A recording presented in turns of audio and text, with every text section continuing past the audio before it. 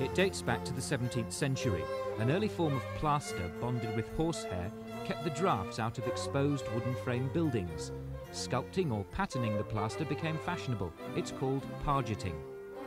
In the middle of SAFFHON WALDh1, the old Sun Inn is one of the best surviving examples of the pargetter's art.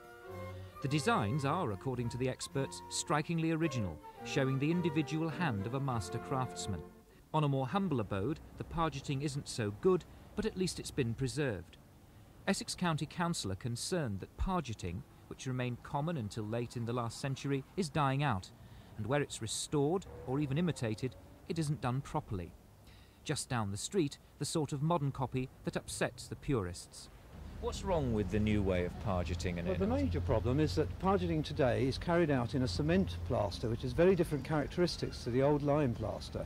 That means that if we're going to carry on with cement plaster, we've got to find techniques which take advantage of the material rather than detract from it. What about the patterning?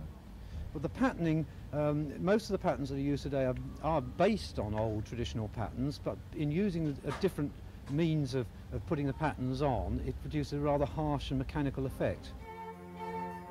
As part of their campaign, the council have published a do's and don'ts guide to pargetting.